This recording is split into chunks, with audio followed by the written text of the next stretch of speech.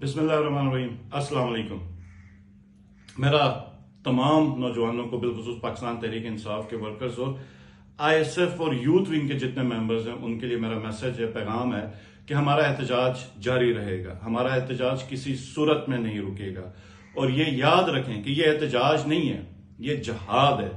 क्योंकि हम एक ऐसे निज़ाम के लिए, ऐसे एक मुआशरे के लिए कोशिश कर रहे हैं, स्ट्रगल कर रहे हैं जिसकी बुनियाद इंसाफ और अदल के ऊपर हो, जहां पे अमीर और गरीब के लिए एक कानून हो।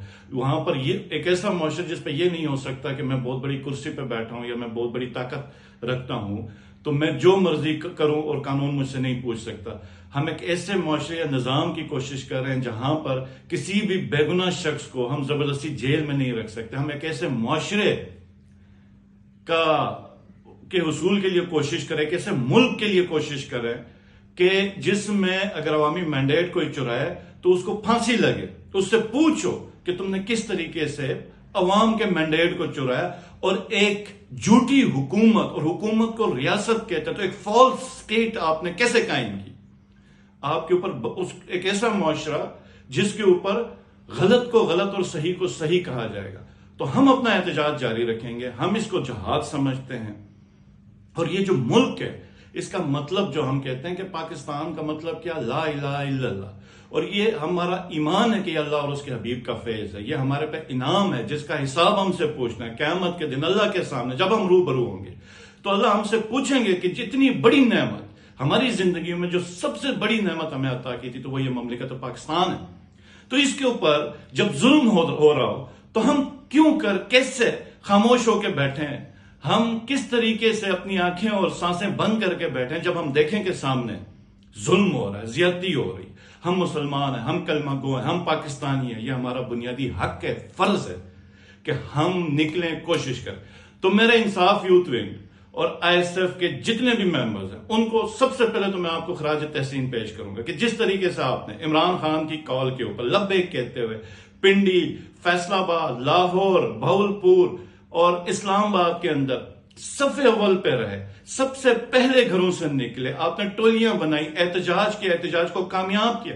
और आपका एहतजाज इतना कामयाब हुआ कि ये फिरौनों के ऐवानों में लर्ज़त तारी हुआ, ये खौफ के दलदल में फंस चुके हुए। और हमारा एहतजाज जारी रहेगा, जो मर्जी हो जाए। हमने अपने मुल्क को बचाने के लिए निकलना है। और उसके लिए जितने भी हमारे मेंबर्स हैं वो इस्लामाबाद, पिंडी पहुंचेंगे और हम अपना प्रोटेस्ट जारी रखेंगे। 1 अक्टूबर से हमारी तुलबा तंजीम की कॉल थी, वो सबको मैं बताऊं क्योंकि अक्सर मेरे से सवाल होता है। तो 1 अक्टूबर से हम इमरान खान साहब की कॉल पे मुख्तलिफ शहरों पे ऑलरेडी प्रोटेस्ट के ऊपर थे। तो अब हमारे चूंकि वो जो हमने मुतालबात पेश किए थे वो मंजूर नहीं हुए, इन्होंने नहीं माना, तो अब हमारा प्रोटेस्ट तो वैसे भी होना। तो इंशाअल्लाह ताला आप लोगों से राब्ता भी रहेगा, मुलाकातें भी। आपने हौसला नहीं हारना, उम्मीद नहीं छोड़नी। और मुझे जो सुबह है वो तुलू होते हुए नजर आ रही है बहुत जल्द। बहुत शुक्रिया। पाकिस्तान जिंदाबाद, इमरान खान पाइंदाबाद। जी अस्सलाम वालेकुम। उम्मीद है तमाम साथी खैरियत से होंगे। मैंने यहाँ पर एक अर्ज़ करनी थी। देखें, दो जहत हैं इस पूरे इवेंट की। एक अवामी प्रोटेस्ट है जो कि गुज़श्ता 15 दिन से बड़ी शद्दोमत के साथ और हमारे वर्कर्स की अनप्रेसिडेंटेड कुर्बानियों के साथ बड़ी शिद्दत के साथ जारी है। और अभी उस प्लान को दोबारा मुरतब कर दिया गया है। थोड़ी देर पहले पोलिटिकल कमेटी की मीटिंग ख़त्म हुई है। दूसरा महाज जो है वो कौमी असम्बली और सैनेट के अंदर है, जहाँ पर जो असल लड़ाई लड़ी जानी है कॉन्स्टिट्यूशनल अमेंडमेंट के हवाले से। क्योंकि अगर कॉन्स्टिट्यूशनल अमेंडमेंट हो गई तो हमारे लिए ये डू एंड डाई की सिचुएशन है। मैंने फैसलाबाद के प्रोटेस्ट से पहले भी और परसों भी और कल भी स्पेशल रिक्वेस्ट डाली थी पॉलिटिकल कमेटी में कि एटलीस्ट मुझे और कुछ लोगों को जाने की इजाज़त दी जाए प्रोटेस्ट के अंदर। लेकिन बहुत स्ट्रिक्टली पूरी पॉलिटिकल कमेटी ने इस मामले को और मेरी रिक्वेस्ट को रिजेक्ट किया। उसकी वजह यह थी कि इस चीज़ की अप्रूवल खान साहब से भी ली गई थी कि तमाम MNAs और सेनेटर्स को सिक्योर किया जाएगा। इस वक्त हमारे पास सॉलिड इन्फॉर्मेशन है कि हमारे तकरीबन 15 से 20 हाई वैल्यू टारगेट MNAs जो हैं उनको کو پن پوائنٹ کر لیا گیا ہے اور ان کو ابڈکٹ کرنے کے لیے جو ٹیمیں ہیں وہ سر توڑ کوشش کر رہی ہیں. آپ ایک چیز کو انڈرسٹینڈ کرنے کی کوشش کریں, اسی عوامی دباؤ اور پریشر کی بنیاد کے اوپر زرتاج گل صاحبہ اپنے حلقے کے اندر واپس چلی گئیں اور پروٹیسٹ کے لیے انہوں نے نکلنا چاہا, لیکن شاید آپ لوگوں کو اب اس چیز کا ادراک نہیں ہے کہ وہ پارلیمانی لیڈر تھیں اور پارلیمانی لیڈر کی سگنیفیکنس کیا ہے. ہمارے بہت سارے ساتھی یقیناً اس بات کو سمجھتے ہوں گے, لیکن زرتاج گل وزیر اس پبلک پریشر کے اوپر اپنے حلقے میں چلی گئیں اور اٹھائی گئیں.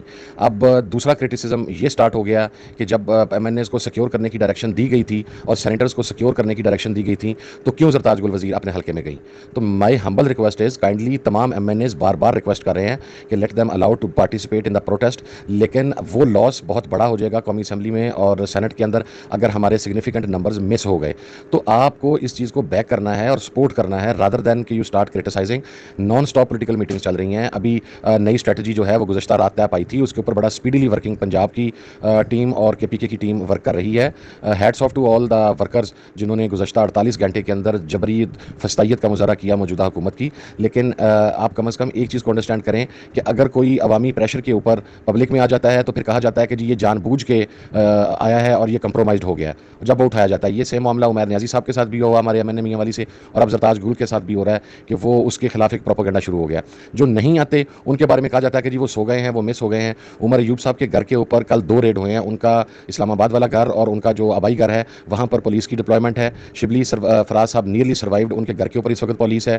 جو انہوں نے بندے پن پوائنٹ کر لیے ہوئے ہیں ان کو وہ اٹھانے کی کوشش کر رہے ہیں. تو کائنڈلی اس سچویشن کو ذرا تھوڑا سا انڈرسٹینڈ کریں کہ اگر وہ باہر نکلتے ہیں تو پھر ایک عوامی طبقہ فکر ایسا ہے جو یہ کہتا ہے کہ جناب یہ کمپرومائزڈ ہو گئے ہیں, اور اگر وہ پارٹی پالیسی کے مطابق انہیں محفوظ کیا گیا ہے تو دوسرا طبقہ فکر ایسا ہے جو کہتا ہے کہ جناب یہ بزدل ہو گئے ہیں.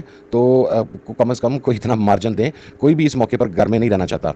ہم جیسے لوگ کم از کم, میں میرے جیسے 15-20 ایم این ایز کم از کم بڑی شد و مد کے ساتھ بار بار اس پوائنٹ کو اٹھا رہے ہیں, لیکن نہیں اپروول ہو رہی. اس چیز کو انڈرسٹینڈ کریں. عمر ایوب صاحب کے پی کا کانوائی لے کے آئے, ہزارہ کا کانوائی لے کے آئے, ان کے ساتھ دیگر ایم این ایز بھی تھے اور وہ اٹک پل سے واپس ہو گئے. اب آپ دیکھیں پنجاب میں ہمارے کے پی کے 4 جو ایم پی ایز ہیں ابھی تک وہ مس ہیں. ابھی تک یہ بھی نہیں پتا چل رہا کہ پولیس نے انہیں کہاں پر رکھا اور کہاں پر نہیں رکھا. اور اگر ایم این ایز بھی اتنی تعداد کے اندر مس ہو گئے, آپ ایک چیز کو انڈرسٹینڈ کریں کہ جو ووٹنگ کے اندر مارجن ہے وہ بہت کم ہے, بہت تھن مارجن ہے, اور 1-2 بندے بھی اگر مزید آگے پیچھے ہو گئے تو ہمارے لیے بہت ڈیفیکلٹی ہو جائے گی. اور یہ حکومتی پلان ہے کہ اس طریقے سے ان کے ایم این ایز کو ایکسپوز کر کے پبلک پریشر کے ذریعے باہر لایا جائے. اگرچہ میں اس چیز کا قائل ہوں کہ ہم 8-10 کو باہر آنا چاہیے, لیکن ظاہر ہے اب ایک پالیسی کو تو ہم نے فالو کرنا ہے. کل کلام کو اگر ہم پکڑے گئے اور وہاں پر کانسٹیٹیوشنل امینڈمنٹ ہو گئی تو تمام لوگوں نے یہ کہنا ہے کہ جو پکڑے گئے تھے یہ کمپرومائز تھے, انہوں نے خان صاحب کی پالیسی کو وائلیٹ کیا. امید ہے کہ تمام ساتھیوں کو یہ پارلیمنٹیرینز کے حوالے سے اس چیز کی سمجھ آ گئی ہوگی. پنجاب کے تمام ایم پی ایز اور اب ایم این ایز کو بھی پابند کر دیا گیا ہے کہ جو افرادی قوت ایم این ایز سے ریکوائرڈ ہوگی اس کی پراپر اٹینڈنس ہوگی, اور وہ ان کے لوگ جو ہیں جو ان کے ذریعے شامل کروائے جانے ہیں احتجاج میں وہ پہنچیں گے. تو ایم این ایز اس چیز کو فالو کریں گے بڑا اسٹرکٹلی. Thank you.